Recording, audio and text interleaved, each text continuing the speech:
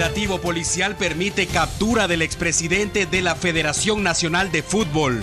Brian Jiménez estaba escondido en un complejo de apartamentos de la zona 14. Representante legal de Brian Jiménez asegura que buscarán extradición inmediata a Estados Unidos. Señalado de recibir sobornos, duerme esta noche en carceleta de tribunales. Amotinamiento en cárcel de Chimaltenango deja 6 reclusos fallecidos y varios más resultaron heridos. Roxana Valdetti busca recuperar sus propiedades y recusar al juez que ordenó los embargos. Reinicia éxodo migratorio de cubanos en busca del sueño americano. Isleños saldrán de Costa Rica, pasarán por El Salvador, Guatemala y México. Presidente Alejandro Maldonado y presidente electo Jimmy Morales entregan proyecto habitacional Mi Querida Familia en San José Pinula. Aparatoso accidente de tránsito deja 2 personas fallecidas en la zona 13 capitalina. Versión de sobrevivientes será determinante para esclarecer el caso. Todo listo en el Palacio Legislativo para la ceremonia del próximo jueves. Parlamentarios serán juramentados y se elegirá a nueva junta directiva. Estado Islámico siembra el terror en Turquía. Atentado terrorista en una de las principales ciudades deja 10 turistas fallecidos.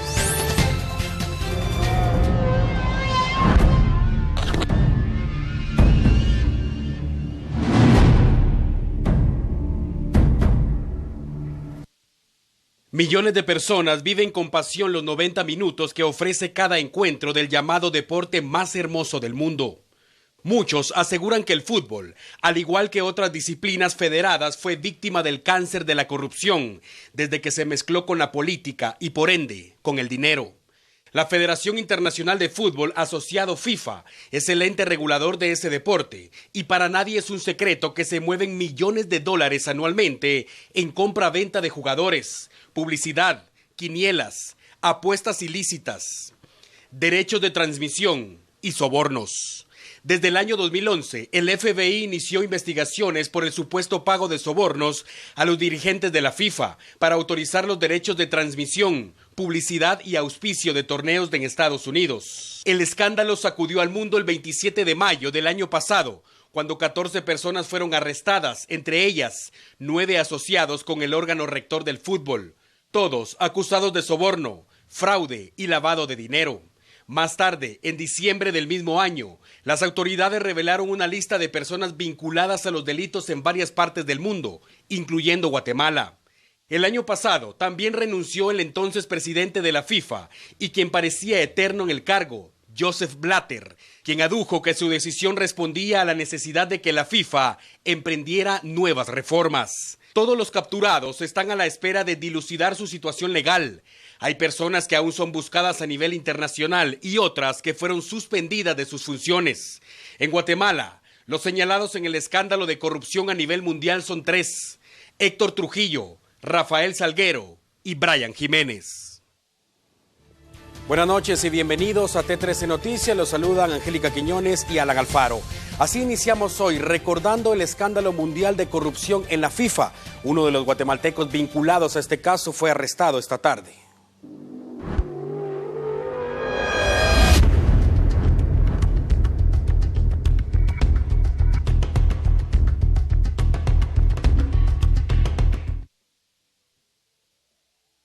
Después de haber permanecido prófugo de la justicia desde el pasado 4 de diciembre, Brian Jiménez fue capturado esta tarde por la Policía Nacional Civil en un apartamento en la Cuarta Avenida 13-85 Zona 14 en la Torre Sol.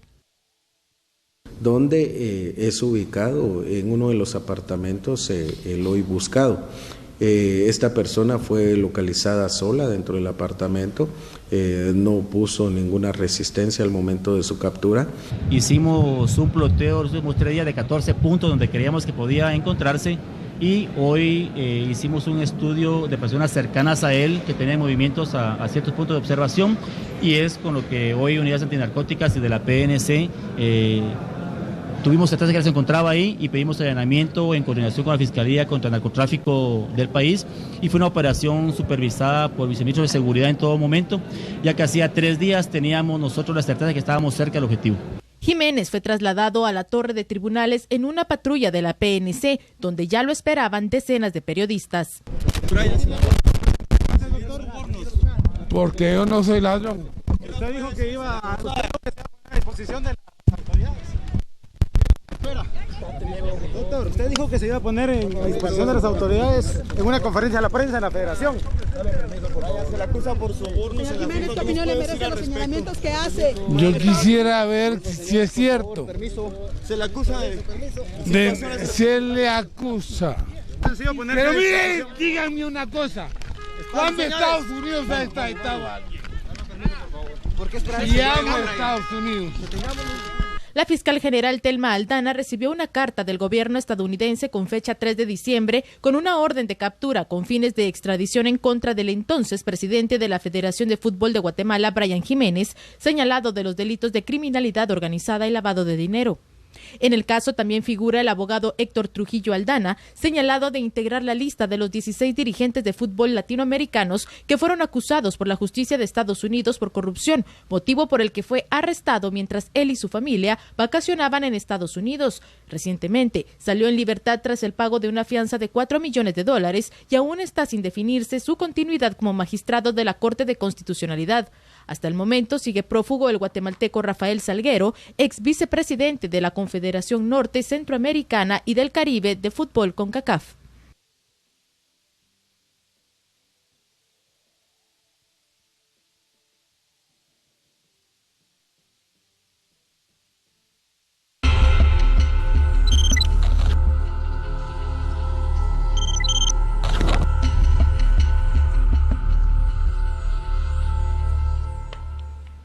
Los cambios físicos de Brian Jiménez han sido motivo de polémica tras este arresto. Además, como podrá haber visto, el expresidente de la FEDEFUT estaba ebrio al momento de su detención. Tras su captura, la policía publicó fotografías en las redes sociales. Además del impacto de la noticia sobre el operativo en la zona 14, la atención pública se centró en el semblante de Brian Jiménez. La última vez que hizo una aparición pública, aún como presidente de la Federación Nacional de Fútbol, fue el 4 de diciembre del año pasado. Y hoy, la diferencia es abismal. Brian Jiménez se ve deteriorado. Pocas personas sabían que se teñía el cabello y se asombraron al verlo con canas. Siempre estuvo rasurado, pero hoy fue encontrado con barba y bigote, también de color blanco. Es evidente que perdió peso. Y su ropa ya no es la que lucía el hombre que estuvo al frente del fútbol en Guatemala. Además de ello, y pese a la negativa de su abogado y de intentar desviar la información, Brian Jiménez aceptó que estaba ebrio y que le gusta estarlo. Porque a mí me gusta estar bolo. Mira lo que te estoy diciendo, porque me encanta decir estar... Doctor, ¿y por qué? Estoy bol, tomándome mis traguitos. ¿Estaba tomando esos traguitos? Tengo enfermedad. Después de estas declaraciones, Brian Jiménez fue custodiado al sótano de Torre de Tribunales y posteriormente trasladado a juzgado competente para resolver su situación legal. Y así, la sociedad guatemalteca es testigo de la captura del expresidente de la Federación Nacional de Fútbol y de su metamorfosis.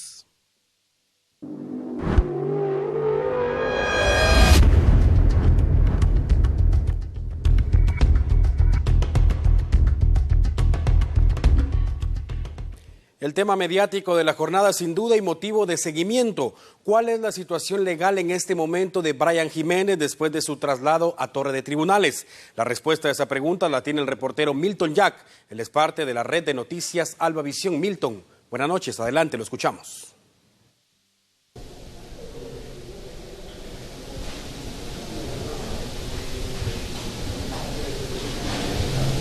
Compañeros, muy buenas noches, gracias por el cambio, un saludo muy especial para cada uno de los televidentes de T13 Noticias. Queremos informarles que nos encontramos en el área de carceletas de Torre de Tribunales, y es que después de que Brian Jiménez, expresidente de la Federación Nacional de Fútbol, fue capturado en la zona 14, fue trasladado hacia el lugar antes mencionado. Queremos darles a conocer precisamente de que él permaneció 3 horas en el área de fichaje. En ese transcurso solo tuvo acceso a poder dialogar en algunos momentos con su abogado defensor, queremos enfatizar precisamente de que él a esta hora ha sido movilizado al área de Carceletas de Torre de Tribunales, donde pasará toda la noche. Se tiene conocimiento de que alrededor de las 3 o 4 de la madrugada pueda ingresar al juzgado de turno, donde se le indicará el motivo de su detención para que en las próximas horas pueda darle seguimiento al caso el Tribunal Quinto de Sentencia Penal, donde prácticamente podemos darles a conocer que este proceso iniciará en las primeras horas de este miércoles. Y es que podemos observar precisamente también de que en el transcurso de la tarde el implicado solo pudo ingerir alguna bebida, precisamente agua pura, entre otras bebidas refrescantes, ya que aparentemente al ingresar a este lugar permanecía bajo los efectos de alguna bebida alcohólica. Podemos enfatizar precisamente tuvimos un poco de dificultad a la hora de poder accesar al implicado, sin embargo, gracias al equipo de Albavisión tuvimos el acceso y podemos presenciarle las imágenes de la movilización de Brian Jiménez de la zona 14 hacia el área de Torre de Tribunales. Este es el reporte que tenemos a esta hora de la noche. Soy Milton Jack con imágenes de Michael López. Regresamos con ustedes, compañeros, a los estudios centrales de T13 Noticias. Muy buenas noches. Buenas noches, Milton. Gracias entonces por este reporte. Así es como le ofrecemos las noticias acá en la red de noticias Albavisión en vivo y desde el lugar de los hechos. Continuamos con más. Contrario a lo que muchos creían, el representante legal de Brian Jiménez asegura que el objetivo de su patrocinado es agilizar el proceso de extradición a Estados Unidos. Fui contratado para ser su abogado defensor, justamente estamos presentes acá para auxiliarlo como abogado de él. ¿Qué es lo que ha podido hablar con Brian Jiménez? ¿Él estaría allanándose para poder...? Por supuesto, la intención de él es no poner ninguna oposición y eso vamos a hacer efectivamente. Vamos a allanarnos al trámite de extradición y vamos a pedir que sea lo más rápido y expedito posible. En un proceso buscando el mecanismo y la forma de entregarse directamente a la autoridad requiriente, que en este caso es el gobierno de los Estados Unidos, para evitar este trámite de acá y no perder el tiempo en Guatemala. Vamos a pasar a otro tema y un vasto operativo policial permitió el arresto de 16 presuntos delincuentes. Según las investigaciones de la policía y el Ministerio Público, ellos eran lavadores de dinero. Tras una serie de 28 allanamientos realizados en los departamentos de Zacapa, Chiquimula, Chimaltenango, Quetzaltenango, Totonicapán, Quiché y Guatemala, se logró la captura de 16 personas vinculadas a una estructura denominada Mercurio y dedicada al lavado de dinero por medio de la compra y venta de oro. Se ha incautado gran cantidad de evidencia que será muy útil para el Ministerio Público y también para la Policía Nacional Civil. Se logró determinar que tanto como en Chimaltenango, en Totonicapán, en Quetzaltenango, en San Marcos, en Escuintla, también en Chiquimula, en Zacapa y en la ciudad capital, estas personas estaban operando. Tras confirmarse la captura de los señalados, el Ministerio Público informó cuál era la forma de operar de la estructura. Según la investigación, se determinó que funden el oro para convertirlo en barras, luego lo exportan a los Estados Unidos a la empresa que hemos mencionado, Republic Metal Corporation, y Israel recibe el pago y lo distribuye entre los supuestos proveedores. Según las autoridades del Ministerio Público, la cantidad del dinero obtenida por la estructura no puede justificarse, por lo que se presume es adquirido de manera ilícita. La PNC reportó que durante los allanamientos quedaron 2 personas pendientes de aprehensión y se logró decomisar 8 vehículos, una motocicleta y 125,000 quetzales. Y en el departamento de Quiché se logró la incautación de una importante cantidad de madera que era trasladada de manera ilegal. Agentes de la Policía Nacional Civil le marcaron el alto a un camión que transportaba madera de manera ilegal y que transitaba por rutas alternas para evadir los puestos de control. Al ser sorprendido, el piloto abandonó el vehículo y huyó del lugar. Logramos la incautación de un camión. Este camión, al parecer, utiliza ruta alterna desde San Bartolo, Santa Lucía, de Santa Lucía a San Antonio y Lotenango. Es una ruta alterna para salir a lo que es Argueta Sololá. Al realizar la cubicación respectiva, la volumetría es de 13 metros cúbicos de madera cerrada de la especie pino, reciente aserrada, o sea que prácticamente el producto es aserrado con motosierra. No pueden alegar ignorancia de decir de que el producto es legal, porque cuando el producto es legal es aserrado en las industrias forestales. Reportó desde Quiché Oscar Toledo. Anoche le informamos sobre un amotinamiento en la cárcel de Chimaltenango. Las autoridades confirmaron hoy el fallecimiento de 6 reos y varios más resultaron heridos. Después de varias horas de anarquía, las autoridades lograron el ingreso a la cárcel de Chimaltenango y, haciendo uso de la fuerza pública, retomaron el control del penal. La versión oficial señala que grupos de pandilleros que pretenden tomar el control de la cárcel se enfrentaron y algunos de ellos estaban armados. Los reos utilizaron armas punzocortantes, objetos pesados que sirvieran para herir a sus rivales y armas de fuego. Las autoridades confirmaron la localización de 3 pistolas después del motín y oficializaron el fallecimiento de 6 reos. Los cuerpos de socorro ingresaron al lugar y encontraron a otros 7 con vida que de inmediato fueron trasladados a un hospital público. Uno de los principales problemas para mantener el control del penal es el hacinamiento. La cárcel de Chimaltenango fue construida para albergar a 150 personas, pero en la actualidad hay más de 480 reos en ese centro de detención. Los reos fallecidos fueron identificados como Manuel Roberto Morataya Martínez, de 33 años, Marco Antonio Morales, de 19, Gustavo Adolfo Suchité Colop, de 22, Jesús Ordóñez Román, de 26, José Reyes Bernardino, de 23 y José Alfredo Hernández, de 29. En el mismo contexto, 4 agentes de la Policía Nacional Civil resultaron heridos esta tarde cuando intentaron ejecutar una requisa en la cárcel para mujeres de Quetzaltenango. Agentes de la Comisaría 41 realizaron este día una requisa en el centro carcelario de hombres ubicado en la zona 1 de Quetzaltenango. El procedimiento inició alrededor de las 14 horas, finalizando a las 17 horas con 30 minutos. El motivo de la misma se realizó porque se tenía información de que los internos posiblemente tenían algún tipo de arma con la finalidad de provocar un amotinamiento. Sin embargo, el resultado de la requisa fue negativo, pero la sorpresa llegó donde menos esperaban las autoridades. Un intento de motín se dio en la cárcel de mujeres. Las internas no aceptaban tal acción policial, por lo que provocaron dicha acción, en donde salieron heridas 4 agentes de la Policía Nacional Civil. De inmediato, las fuerzas tomaron el control en la cárcel de mujeres, contiguo al preventivo de hombres, ubicado en la zona 1 de la ciudad altense.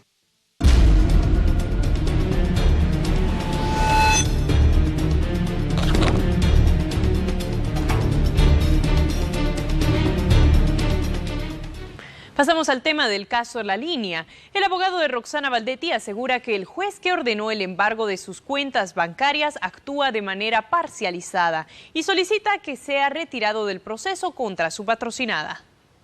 El Tribunal de Extinción de Dominio dará a conocer mañana la respuesta a la denuncia interpuesta por la ex vicepresidenta de la República, Roxana Baldetti, y su abogado defensor contra el juez de extinción de dominio, Marco Antonio Villeda.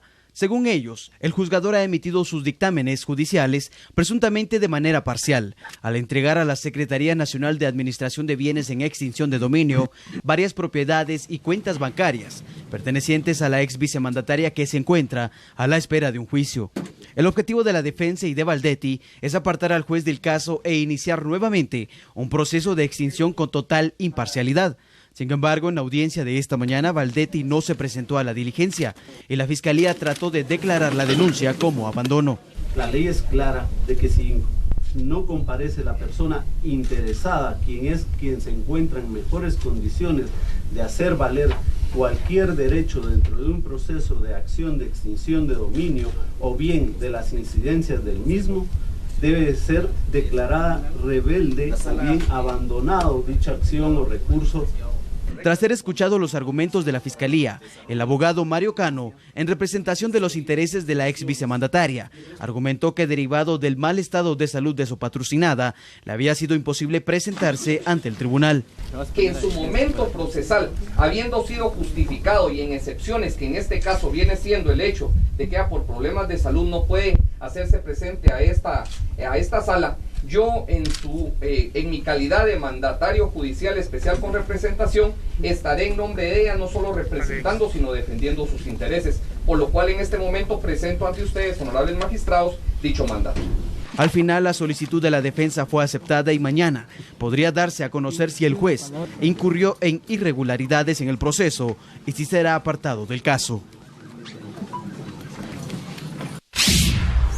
Por otra parte, la audiencia de primera declaración de los 4 militares en situación de retiro capturados recientemente, acusados de la desaparición de un adolescente en 1981, fue aplazada para mañana a las 9 horas.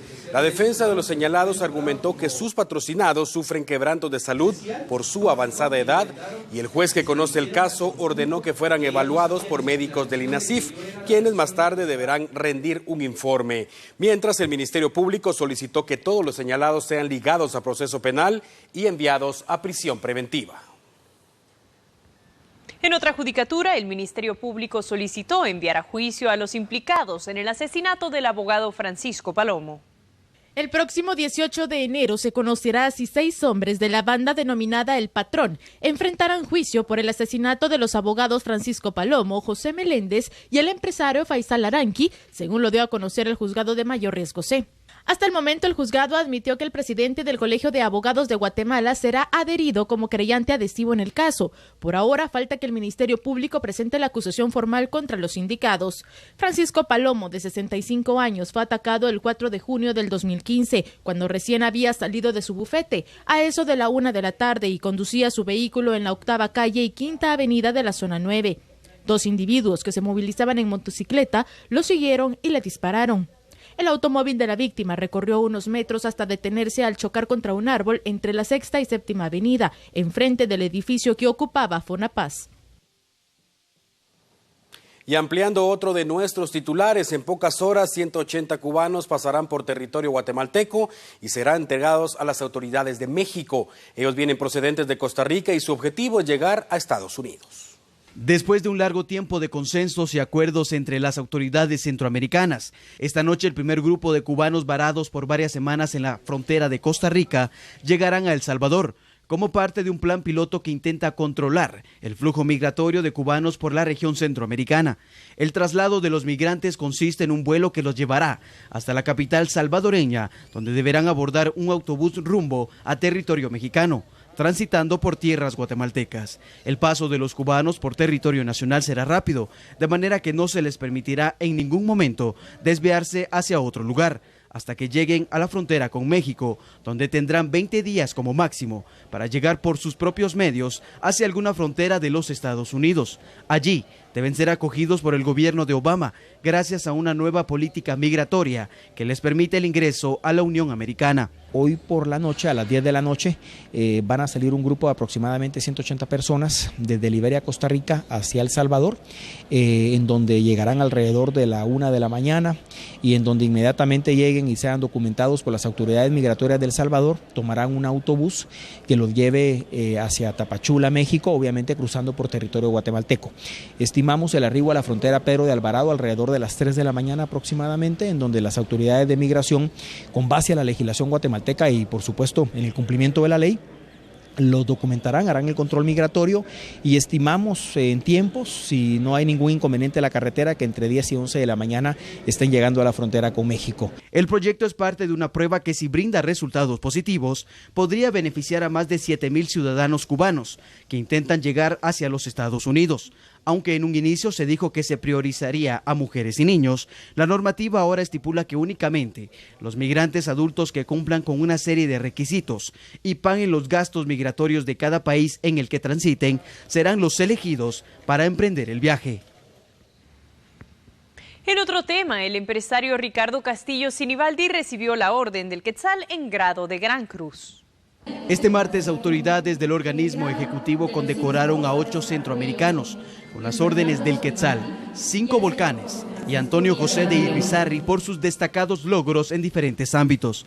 El evento, que se realizó en el interior del Palacio Nacional de la Cultura y fue presidido por el presidente Alejandro Maldonado Aguirre, Florentín Meléndez Padilla, José Francisco Rosales, Luis Fernando Solano Carrera, Luis Morales Chua y Héctor Roberto Herrera Cáceres, con la orden de los 5 volcanes en grado de Gran Cruz, distinción que es otorgada a aquellos guatemaltecos o extranjeros destacados por contribuir en el transcurso de su larga trayectoria profesional a la consolidación de la región centroamericana. La orden del Quetzal en grado de Gran Cruz, Ricardo Castillo Sinibaldi y Luis Díaz Aldana.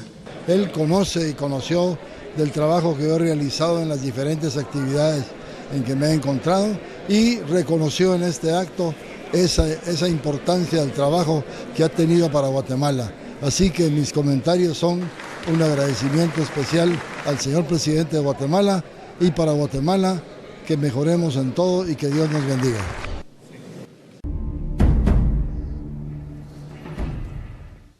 Continuamos con más información. El Ministerio Público investiga la muerte de 2 personas en la zona 13 de la capital. Ambas viajaban en un vehículo que terminó empotrado en una pared. El hecho ocurrió pasada las 3 de la madrugada en la 24 calle, avenida Hincapié, zona 3 de Capitalina.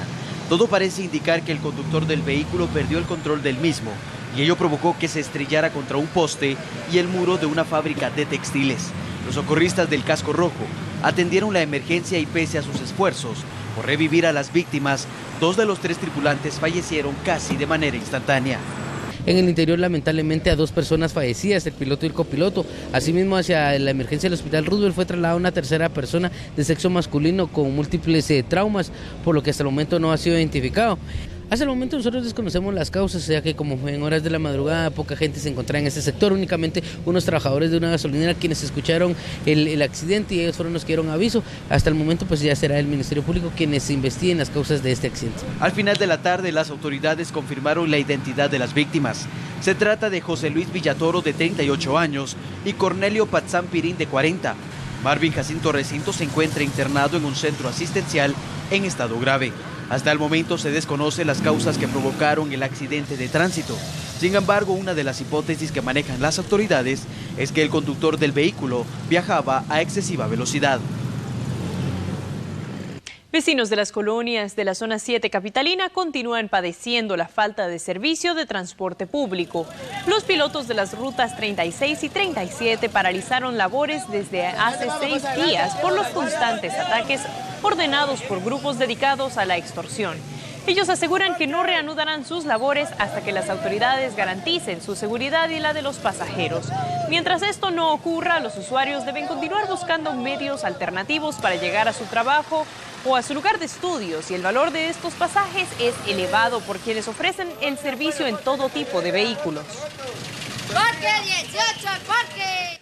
Los integrantes del Sindicato de Trabajadores del Ministerio de Salud Pública exigen que se respete el pacto colectivo que fue firmado por un exministro de esa cartera. El tránsito vehicular del centro histórico y zonas aledañas se vio afectado este día debido a que sindicalistas del sector salud salieron a las calles para manifestar su rechazo a la solicitud de declarar inconstitucional el pacto colectivo realizado con los trabajadores y el Ministerio de Salud.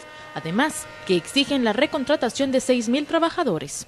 El primero es lograr la recontratación de los compañeros y compañeras que aún están pendientes, que según el último recuento que tenemos oscila entre 5,000 y 6,000 trabajadores. Y lo segundo es llegar a la Corte de Constitucionalidad a pedirle a los magistrados, tanto a la presidenta magistrada como a los magistrados, para que no le den trámite a una solicitud de inconstitucionalidad que presentara uno de los abogados de este país en un claro atentado hacia la libertad sindical y la negociación colectiva.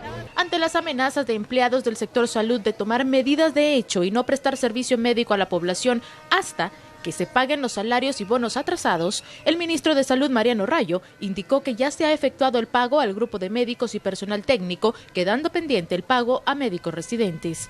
Es el pago de los residentes, eso sí es cierto. Estamos en ese proceso y esperamos, como lo dijimos, haber concluido todos los trámites para que se les pueda acreditar antes de que finalice el mes.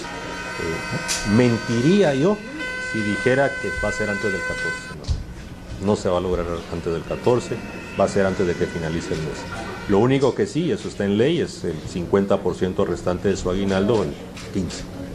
El monto total que se adeuda es de 12.4 millones de quetzales, el cual el jefe de la cartera de salud se comprometió a pagar antes que termine el presente mes.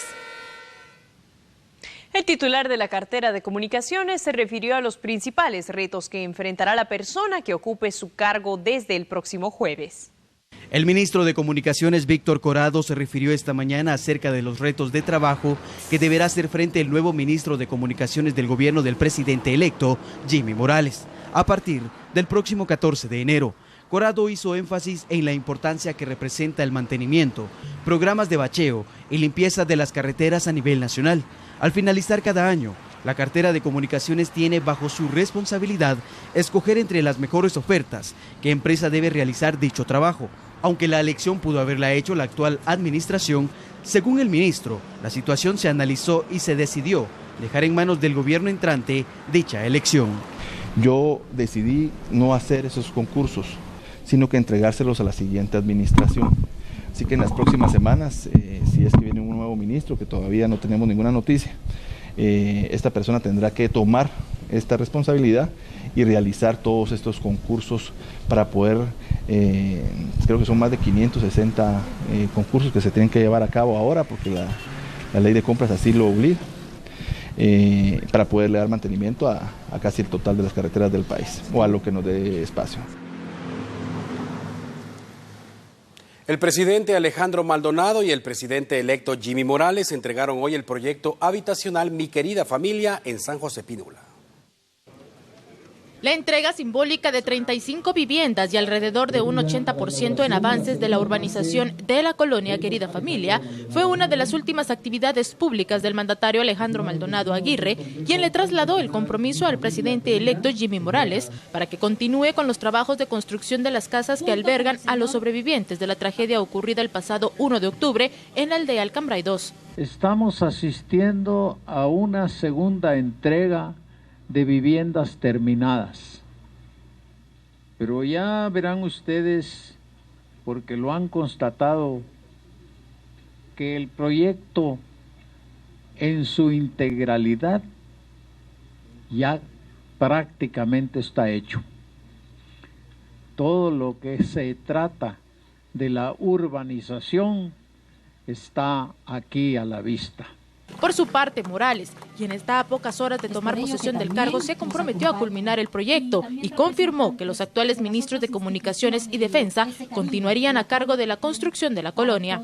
Lo que sí les puedo garantizar y les puedo hacer patente es que seguimos con el mismo discurso que iniciamos desde el principio, y es que tenemos un compromiso con el pueblo de Guatemala, y aquí va a ser una de las pruebas de que el gobierno que ha estado presidiendo el licenciado Alejandro Maldonado Aguirre también ha tenido este momento histórico de transición que le está generando mucha esperanza a Guatemala. Cabe resaltar que los ministros Víctor Corado y William Mancilla fueron honrados por el presidente y recibieron la Orden del Quetzal en grado de Gran Cruz por su trabajo en la coordinación de la construcción de viviendas. Según el director de protocolo del Congreso de la República, todo está listo para la ceremonia que se celebrará el próximo 14 de enero en el hemiciclo parlamentario. A pocas horas de realizarse la toma de posesión del binomio presidencial y juramentación de la octava legislatura del periodo 2016-2020 en el Congreso de la República, se espera que los diputados asistan a las 8:30 de la mañana para el acto solemne. En esta primera parte nosotros como Congreso tenemos ya, creería, un 99.9% ya de logística y de coordinación para el efecto. Hoy ustedes han visto a varias diputadas y diputados que se tuvieron a bien presentar al Congreso de la República por una convocatoria que hiciera la Comisión Permanente para venir a presentar algunas documentaciones que les solicitaron. Y nosotros estamos ya entregando las invitaciones para que los acompañantes de ellos puedan acompañarles en este acto de investidura como legisladores del pueblo de Guatemala. Hasta el momento se tiene confirmada la participación y asistencia del binomio presidencial a la juramentación de los legisladores. El presidente de la República sí viene al Congreso de la República. El señor presidente, don Alejandro Maldonado Aguirre, ya confirmó su asistencia, tanto él como el señor vicepresidente, don Alfonso Fuentes Soria, así como el gabinete de gobierno y los altos funcionarios de Estado. Y en el mismo contexto, además de haber sido electos el 6 de septiembre del año pasado, para que los 158 parlamentarios puedan tomar posesión del cargo, deben cumplir con varios requisitos. Ante la dirección legislativa del Congreso de la República, los diputados que fueron electos en las pasadas elecciones generales del 6 de septiembre de 2015 continúan presentándose a entregar los documentos que demanda la ley para que puedan asumir en el cargo el próximo 14 de enero. Dentro de la documentación que deben presentar para tomar posesión en el curul que les corresponde, para la 8ª legislatura del Congreso de la República, figura la credencial emitida por el Tribunal Supremo Electoral, la certificación del finiquito extendido por la Contraloría General de Cuentas, su documento de identificación personal, entre otros. Los diputados electos que acuden a solventar los trámites, además desde ya han grabado en el sistema del tablero electrónico del hemiciclo su huella digital para poder marcar asistencia y poder emitir voto al momento que alguna ley se ponga a discusión. Los parlamentarios electos Delia Bach y Óscar Escrivá también deben realizar el mismo proceso, después que la Corte de Constitucionalidad los amparara de manera provisional para que pudieran asumir en el cargo el próximo jueves y que el Tribunal Supremo Electoral tuviera la obligación de entregar sus credenciales.